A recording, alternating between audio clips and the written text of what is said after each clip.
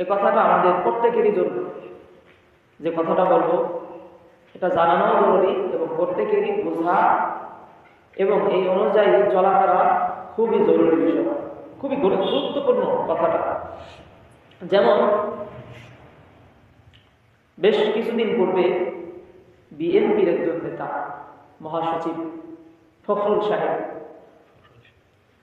তিনি বক্তব্য দিতে বলেছেন যে আমরা ইসলামী শরিয়া আইনে বিশ্বাসী না, বা আমাদের এই নীতি নেই যে ইসলামী শরিয়া আইনে বিশ্বাস করতে হবে, আমরা শরিয়া আইনে বিশ্বাসী না, এ কথাটা তিনি বলেছেন। এরকম কথা যদি কোনো ব্যক্তি সজ্ঞান, যার মস্তিষ্ক ঠিক আছে, কথাটা ভালো করে বুঝবে, একবারে ঠান্ডা মাথা, কোনো মাথার মধ্যে কোনো পাগলামি নাই, ঠান্ডা মাথার মেজাজের এক লোক যদি বলে কোনো ধরনের কোনো বল প্রয়োগ করা ছাড়া, এরকম যদি হয় যে তাকে কোনো ধরনের বল প্রয়োগ করে বলানো হইতেছে, জোর পূর্বক কোনো ব্যক্তি ধরেন কোন একজন মুসলমানকে ধরে নিয়ে, যেটা ইন্ডিয়াতে বর্তমান হয় দেখা যায়, জোরপূর্বক কোন মূর্তির সামনে দাঁড় করিয়ে বলতেছে জয় শ্রীরাম বল, আর হয়তো এখানে সরাসরি মেরে ফেলা হবে, হত্যা করে ফেলা হবে। তো তাকে এই জোরপূর্বক সে জয় শ্রীরাম বলছে, অথবা তাকে দিয়ে পূজা করাইতেছে বা তাকে দিয়ে সেজদা দেওয়াইতেছে, একদম জোরপূর্বক, না হয় তাকে জানে মেরে ফেলে।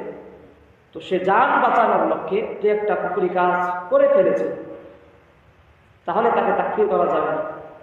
কিন্তু সে চাই যদি কেউ মূর্তি পূজা করে, সে কাফের মুরতাদ হবে। কোন ধরনের জোরপূর্বক যদি ওনাকে যদি এই কথা কেউ না বলায় জোর করে, সে চাই একবারে স্বাধীনভাবে কথা বলে আমি বাংলা ইসলামী আইনে বিশ্বাসী না, তো সে ইসলাম থেকে খারেজ হয়ে যাবে, সে মুরতাদ হয়ে যাবে। এবং কত বড় কঠিন কথা, অথচ এটা নিয়ে মাথা ব্যথা নাই। আজও পর্যন্ত তিনি কোনো এর ইসলামী ব্যাখ্যা দেন নাই, বা তিনি ইসলামী ব্যাখ্যা দিবেনই বা কিভাবে, তার ইসলামিক কোনো জ্ঞান নেই। হ্যাঁ, পুকুরি কোনো কথা যদি কোনো তাউইলের মাধ্যমে বলে থাকে, যেটা শরিয়ার মাধ্যমে ইসলামী কোনো ভাবে সেটা ব্যাখ্যা করা যায়, সেটা কথা বলবেন। অতএব তিনি যদি বক্তব্য থেকে ফিরে না আসেন এবং আল্লাহ তাআলার কাছে খাঁটি তওবা না করেন, কালিমা না পড়েন, তো সে মুরতাদ। এই অবস্থায় যদি সে মারা যায়, তার জানাজার নামাজ পড়া জায়েজ নেই, তার বিবাহ বিচ্ছেদ হয়ে গেছে। এই কথাটা কিছু কিছু উলামায়ে কেরাম স্পষ্ট বলেছেন, কেউ কেউ এটা ইঙ্গিত ইশারায় বলেছেন, আবার কিছু কিছু বড় বড় উলামায়ে কেরাম এ ব্যাপারে তেমন কিছুই বলেননি। আর কিছু কিছু বড় বড় আলেম ওলামারা না বলার কারণে আমাদের মতো যারা ছোট মানুষ, অপরিচিত কিছু কিছু মানুষ বলে মসজিদে এইরকম এত গরম বা এত, এই সমস্ত রাজনীতিমূলক আলোচনা করার কি দরকার? এগুলো রাজনীতিমূলক কোনো আলোচনা না, কিন্তু রাজনীতি বুঝেন না, এটা ইমানই আলোচনা। কোন কথার কারণে কার ইমান চলে যাইতেছে, কোন কথার কারণে ইমান নষ্ট হয়ে যাইতেছে, এটা তো খুবই গুরুত্বপূর্ণ আলোচনা। হ্যাঁ, রাসূল করিম সাল্লাল্লাহু আলাইহি ওয়াসাল্লাম কাউকে কাফের বলে গালি দিতে নিষেধ করেছেন। তো কিন্তু এই কথার মানে এই না যে কাফেরকে কাফের বলে বিশ্বাস করা যাবে না, কাফেরকে কাফের বলা যাবে না, কাউকে কাফের বলে গালি দেওয়া যাবে না, সে তো কাফের আমরা জানি। এমনকি কোনো মুসলমানের সাধারণ কোনো পাপের কারণে কাউকে কাফের বলা যাবে না। কোন মুসলমান পাপী, নামাজ পড়ে না, রোজা রাখে না, ইসলামী সব কাজগুলো সে করে না, এর কারণে সে বেঈমান হয়ে যাবে না, কথাটা ভালো করে বলবেন, কাফের হয়ে যাবে না। গুনাহ করছে, জিনা করতেছে, এর জন্য সে পাপী হবে, মুমিন তবে গুনাহগার হবে। কিন্তু কোনো ব্যক্তি যদি জিনাকে হালাল মনে করে, জিনাকে জায়েজ বা বৈধ মনে করে, তাহলে কিন্তু তার ঈমান নষ্ট হয়ে যায়। সুদ খাইতেছে, সেটাকে সে গুনাহ মনে করতেছে, সে গুনাহগার মুমিন, কিন্তু এই সুদকে যদি সে হালাল মনে করে খায়, তাহলে সে কিন্তু বেঈমান হয়ে যাবে। তো এই কথাগুলো সমাজে প্রচার করা খুবই জরুরি। এবং ওই মহাসচিবের ফখরুল সাহেবের কথা, ওই রকম যদি আরো কারো বিশ্বাস থাকে সে দলের মধ্যে, তারাও কাফের হয়ে গেছে, মুরতাদ হয়ে গেছে। এটা সুস্পষ্ট কথা। ধরেন একটা লোক উলঙ্গ রয়েছে, এই লোককে উলঙ্গ বলতে দারুল ইফতায় যাইতে হবে ফতোয়া নেওয়ার জন্য, মানুষের কাছে জিজ্ঞাসা করতে হবে এই লোক কি উলঙ্গ কি উলঙ্গ না, এটা জানার জন্য। আমি দেখতে পাচ্ছি সুস্পষ্ট বিষয়। কোন লোক ধরেন বললো আমি কোরআন মানি না, সে কি মুসলমান না কাফের? কাফের। তো এটার জন্য কি আবার দারুল ইফতায় যেতে হবে নাকি ফতোয়া চাওয়ার জন্য যেই লোক কাফের কি কাফের না? কোন লোক আল্লাহকে গালি দিল, সুষ্ঠু জ্ঞানে সুস্থ মস্তিষ্কে, তার উপরে কোনো জোর করে তাকে গালি দেওয়ানো হয় নাই, ঠান্ডা মাথায় ইচ্ছাকৃতভাবে আল্লাহকে গালি দিয়েছে, সে যে কাফের হয়ে গেছে, এটার জন্য কি আবার ফতোয়া চাইতে হবে? এতটুকু জ্ঞান যদি না থাকে তাহলে আমরা কেমন মুসলমান? কোন কথার কারণে ইমান থাকে, কোন কথার কারণে ইমান থাকে, এটা তো আমাদের সকলেরই মৌলিক জানা থাকতেই হবে। আর এগুলো তো কোন কথার কারণে লোকটা ইমানদার, কোন কথার কারণে বেঈমান, এটা কাউকে এরকম ভাবে সে যদি কোরআন না মানে তাকে কাফের হিসেবে বিশ্বাস করতে হবে, কাফের বলতে হবে। না বললে আর তার ইমানের সাথে যদি আপনিও ইমান পোষণ করেন তাহলে তো আপনিও কাফের হয়ে যাবেন। এখানে আমি যতটুকু বুঝতে পারতেছি, এক শ্রেণীর মানুষ এই যে রসুলের একটা হাদিস, কাফিরকে কাফের মানে কাফের বললে গালি দেওয়া যাবে না, অথবা তাকফীরের বিষয়টা নিয়ে এক শ্রেণীর মানুষ সমাজের মধ্যে এতটা মানে কঠোর করে রেখেছে যে কাফের বলা যাবে না, এরকম হওয়ার কারণে, এতটা হওয়ার কারণে আজকে মানুষ কুফরি কার্যকলাপ করতে কোনো ধরনের দ্বিধা করছে না। ইসলাম বাইনাত তাফরীদ ওয়াল ইফরাত, বাড়াবাড়ি এবং সারাসারি মাঝামাঝি। তাকফীর নিয়ে বেশি মাতামাতিও ঠিক না, আবার একেবারে সারাসারিও ঠিক না। একজন মানুষ সুস্পষ্ট কুফরি করতেছে, সেখানে আপনি যদি কাফের তাকে না বলেন তাহলে তো দিন দিন এই কুফরের সংখ্যা বেড়েই যাবে, আর বেঈমানদের সংখ্যা মানে কুফরের সংখ্যা বেড়েই যাবে, যারা নাকি দুনিয়াতে বসবাস করবে মুমিন এবং মুসলিম রূপে, অথচ তারা কাফের, তারা নিজেরাও টের পাবে যদি এগুলোর আলোচনা ব্যাপকভাবে না হয়। এই জন্য এই ধরনের কথা বলা, আমি শরিয়া আইনে বিশ্বাসী না, শরিয়া আইন মানি না, এরকম কথা বলা মানে তো আমি কোরআনই মানি না। কারণ শরিয়া আইন, শরিয়া নীতিমালা এগুলো কি দিয়ে গঠন করা? এগুলো তো কোরআন দিয়ে গঠন করা। অর্থাৎ শরিয়া আইন আমি মানি না, কথা বলার মানে তো হলো আমি কোরআনই মানি না। আল্লাহ রাব্বুল আলামিন আমাদের সকলকে সঠিক বুঝ দান করুন, সকলে বলি আমিন। আমিন। আমরা তো আল্লাহকে মানি তো নাকি? কি বলেন, আল্লাহকে মানি তো? জোরে বলতে হবে, আল্লাহকে মানি তো? আল্লাহর আইন মানেন তো নাকি আপনারা আল্লাহর আইন মানেন না? এক বাক্যে বলতে হবে, সকলে বলেন আমরা আল্লাহর আইন মানি। আল্লাহর শরিয়া আইনে বিশ্বাসী সকলে বলেন। বলেন, এই কথা বলতে কি লজ্জা লাগবে নাকি? আমরা আল্লাহর শরিয়ায় বিশ্বাসী বলেন, আমার সাথে এই কথাগুলো বলেন। এই কথাগুলো বলবেন, আল্লাহ তাআলা শুনবেন, আল্লাহ তাআলা কি হবেন? আমাদের প্রতি খুশি হবে। বাবা সন্তান যখন বাবাকে বাবা বলে ডাক দেয়, বাবার কার্যগুলোকে স্বীকার করে, তখনই না হয় সন্তানের প্রতি বাবা খুশি হয়। কি বলেন, তাই না? আমরা আল্লাহর বান্দা, আল্লাহর কৃত, আল্লাহ তাআলার পাঠানো বিষয়গুলো যদি আমরা মুখ খুলে না বলি তাহলে আল্লাহ তাআলা আমাদের প্রতি কিভাবে খুশি হবে?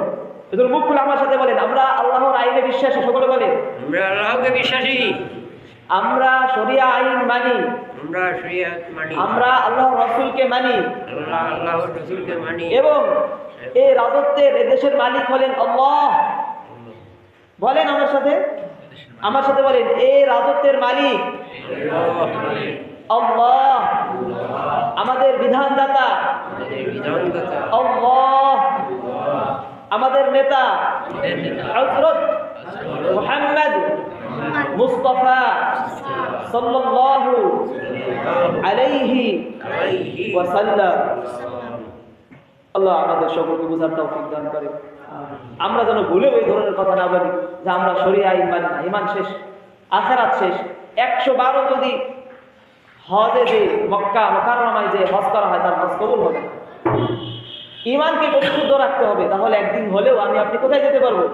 জান্নাতে যেতে পারবেন। ঈমান কি জিনিস? ঈমান হইল, ধরেন 10,000 টাকা আপনি লিখবেন, এখন আপনি 1 দিয়ে কয়টা শূন্য দিতে হবে? 4টা শূন্য দিতে হবে। কয়টা? এখন আপনি 4টা শূন্য দিয়েছেন কিন্তু 1 দেন নাই, কোনো লাভ হবে? ঠিক ঈমানটাও ঠিক তেমন, আপনি আজীবন নামাজ রোজা সবকিছু করেছেন কিন্তু ঈমান নাই, তাহলে আপনার নামাজ রোজাও কোনো কাজে আসবে না। এক না থাকলে যেমন হাজারো সংখ্যার কোনো কাজ আসে না, অনুরূপভাবে ঈমান যদি ঠিক না থাকে তাহার হাজারো আমলের কোনো কাজ আসবে না। আল্লাহ তাআলা আমাদের সকলকে বোঝার তৌফিক দান করুন। তো মুহতারাম হাজিরিন, আমাদের ধারাবাহিকভাবে আলোচনা চলছিল, একেবারে সংক্ষিপ্তভাবে কথা বলে ছেড়ে দেব। ওয়াল্লাযীনা হুম লিআমানাতিহিম ওয়া আহদিহিম রাউন। সফল, সৌভাগ্যবান, কৃতকার্যকর মুমিন হলো তারা যারা নাকি ওয়াল্লাযীনা হুম লিআমানাতিহিম ওয়া আহদিহিম রাউন, আমানত এবং অঙ্গীকারের প্রতি খেয়াল রাখে, আমানত এবং অঙ্গীকার রক্ষা করে, আমানত এবং অঙ্গীকার রক্ষা করে। এখন আসেন এই আমানতের ব্যাপারে আল্লাহর হাবিব সাল্লাল্লাহু আলাইহি ওয়াসাল্লাম হাদিসে পাকের মধ্যে ইরশাদ করেছেন, লা ঈমানা লিমান লা আমানাতা লাহু ওয়া লা দীনা লিমান লা আহদা লাহু। ওই ব্যক্তির ঈমান নেই যার মধ্যে আমানতদারিতা নেই, ওয়া লা দীনা লিমান লা আহদা লাহু, এবং ওই ব্যক্তির কোনো দ্বীন ধর্ম নেই যার মধ্যে কোনো অঙ্গীকারত্ব নেই, অর্থাৎ যে ওয়াদা রক্ষা করে না। মানে জিনিসটা কতটা ধমকির, কতটা হুমকির।